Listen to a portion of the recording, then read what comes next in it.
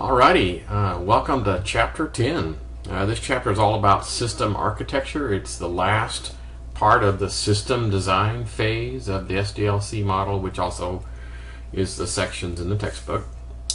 So, let's turn to page 404 and just kind of go through the chapter summary, the chapter objectives, and let's make sure we got them all. Okay, so provide a checklist of issues to consider when selecting architecture. That sounds like it's going to be fun.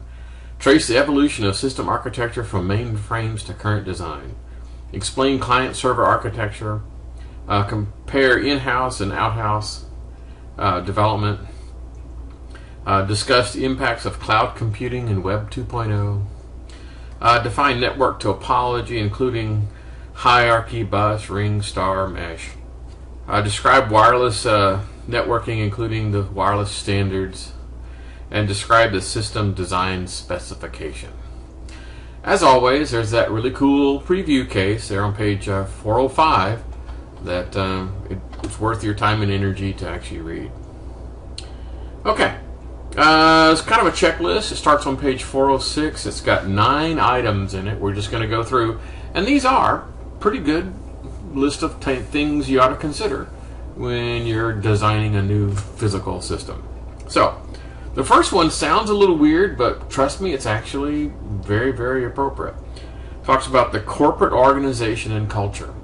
If you have a very autocratic culture or something where, control is of extreme importance to them, perhaps not really required, but they think it is, well, then you're going to have to design things that has lots and lots of controls in it, and maybe hierarchies of control that can be applied.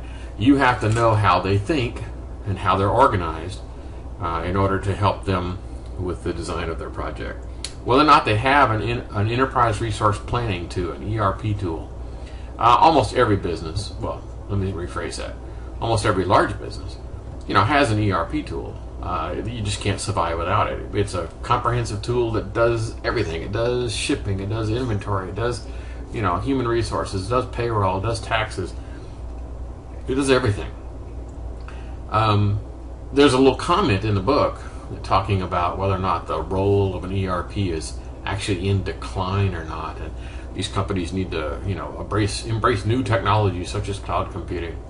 Well, to tell you the truth, they're kind of sort of right, but ERP is not going away, not in the slightest way. It's a very powerful tool, and when you're putting together an audit for the IRS, they come in and they say, so what's your ERP package you have? And you say, well, I'm using the Oracle package. They go, great, I want table number, boom, boom, boom, boom, boom.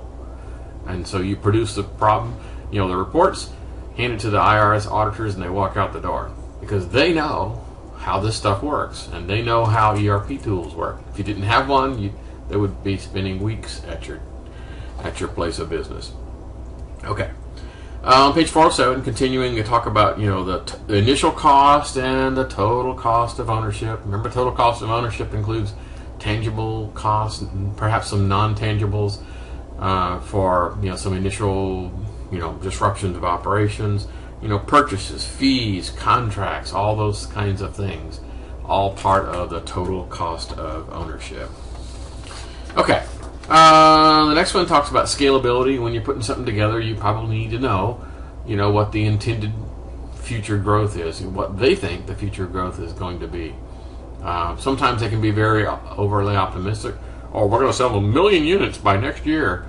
And you go, yeah, right. Well, okay. It's those kinds of estimates are okay to be wrong. It's the other way around where their estimates, oh no, we're only going to sell a couple thousand. That's the ones that's going to kick you in the butt. The next one is web integration. That should seem fairly obvious that almost everything today has some sort of web components. You basically can't run a business without having a web presence now. So yes, if you're building an application, is it going to be a traditional LAN-based, PC-based, or is it going to be web-based? Are you going to have some hybrid combination of the two, which is almost always the case? You always have, line of business stuff on PCs that the customers never see. Customers obviously are just going to hit the web and that's it. They don't ever get past the web at all. So you're always going to have multiple things. The next one talks about, on page 410, legacy systems. You know, we're reached the point where you'll rarely be asked as a system designer to create something brand new. More than likely, it's going to be an upgrade of an existing system. That's just kind of the way things work. Automating a manual process, all the low-hanging fruit has probably already been taken, and there's very few of those left. Or if there are, those are the ones that you probably don't want. And so you're going to be spending an awful lot of your time trying to come up with a way to integrate a new system into an old system. So you need to know a lot about the legacy system that they currently have. Because more than likely you're going to have to interface with it, perhaps temporarily, or perhaps you're replacing an entire front end and you're going to keep that legacy system forever. But you need to be able to talk back and forth. And of course there's always, you know, problems with that, because the vendor for the legacy system could make a change that could break you. Anyway, lots of fun. Talk about processing options, you know, whether you want to do batch processing or online kind of processing. Security issues, you can imagine. There's some choices you can make in a design to either, you know, make it very, very difficult for theft or of intellectual property and those kinds of things. You know, viruses and all those kinds of things. That's kind of really another topic. But for example, I was at a trade show and this guy was showing off these PCs. He had a 19-inch rack full of PCs with fiber optic cables coming out of the PC and going to this tiny little box, you know, about the size of a deck of playing cards. And coming out of that box was the monitor cable, the keyboard, the mouse, and something else. And so everyone got a monitor, keyboard, and a mouse, and they thought they had their own computer right there. Well, every person did have their own computer, but it was locked up in a server room someplace. So can you imagine if somebody broke in the building and said, well, I'm gonna, you know, steal this computer, and they steal what they think is a computer and get it home, it won't even turn on because there's no computer there. The computer is someplace else, locked up in a vault, so to speak. So anyway, yes, there are some architectural things you can do to help with those kind of issues. Corporate portals. A lot of companies are doing this now, where they have public access for customers to look at the things going on. You know, if you're a big company, you know, you're Exxon, you don't just close your doors to information. You say, well, okay, come on in, you know, you can see this report, you know, you can poke around and look at all these things. You know, so you deliberately make things available. And so most of the time it's, you know, customers, but it doesn't have to be. It could be, you know, your suppliers and all sorts of other things, employees and everybody. And so you have to have a well-designed scenario of what to provide, what not to provide, what the controls are, those kinds of things. Okay, so the next section basically has a history lesson talking about, you know, the system architecture then and now. In the old days, you know, you had mainframe computers and you just had dumb terminals, and everything happened in one location behind the wall. And in fact, most people who used the mainframe computers never even saw the mainframe, didn't even know where it was. You know, it could be in the basement of the building. They'd never gone to the basement, they never seen the thing. All they knew is they sat before, you know, a monitor and a keyboard and did their thing, and magic things happened someplace else. So that actually worked very well, and there are still some mainframe systems out there today. You know, perhaps they're specialized, but nevertheless they're still there. And then talk about, of course, what happened next in historical order was the rise of the PC. That everyone could have a personal computer on their desk. They didn't have to go use a computer in the basement, so to speak, because everyone had their own PC. And that worked pretty doggone cool. This is the world where most every one of you have grown up in, where everyone had their own computer. Well, of course they all have their own computer. You know, what's the big deal? Okay, And that caused some problems because if somebody ran in and stole your computer, then it had all sorts of proprietary information on there, maybe some cost estimates, and yeah, you were in bad shape. So it introduced some additional security issues. Again, without regard to viruses. We'll ignore that for a moment. But then they started talking about networking. So they said, these computers are pretty cool and they're nice personal computers, but wouldn't it be kind of cool if we could connect them all together? And so they created, these local area networks of these individual PCs. And in almost all cases, if you also had a mainframe, well, then you connected the mainframe into that too, and you installed some software, which was a terminal emulator software that made your PC look just like the dumb terminal that you had before. So you could switch back and forth. You could pop over to your mainframe, do your accounts receivable or whatever the heck the mainframe was using, and then pop back and run Microsoft Outlook for email. So it's kind of a cool scenario, and that's the evolution of how things had progressed.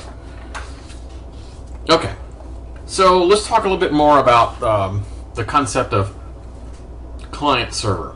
The scenario where you have not necessarily mainframe, but you have a server of some sort. A server, which is probably not sitting on somebody's desk.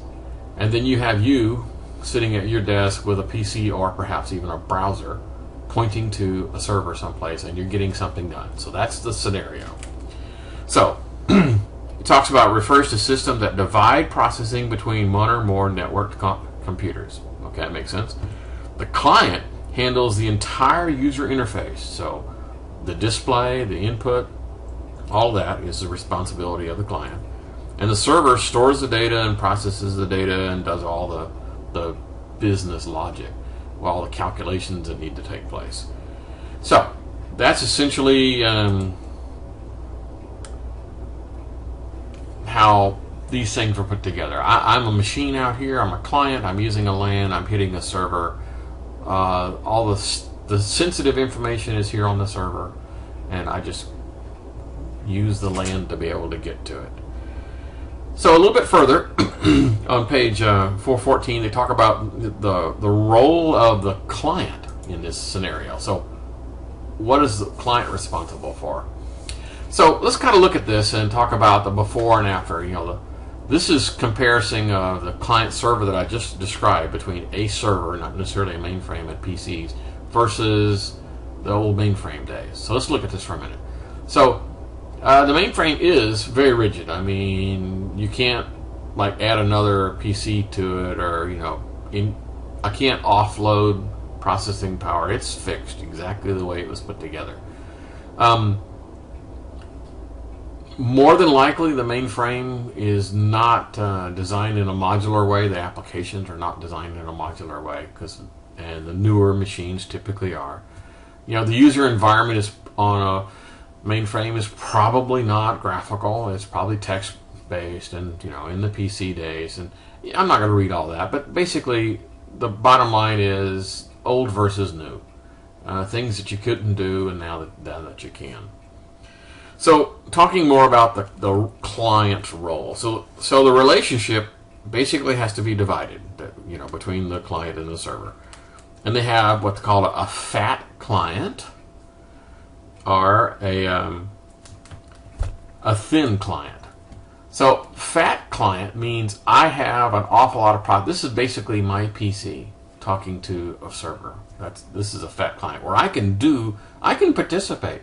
I can provide some compute power. Thin client over here is essentially kind of sort of like a dumb terminal, but it looks almost like a PC. It's got a screen, it's got a keyboard, it's got a mouse, but it could be running WebOS, or it could be running Android, or it could be running something with a minimal amount of functionality that basically all it does is terminal emulation and web. So it's a very, very thin client, and rarely have an opportunity to do any offloading.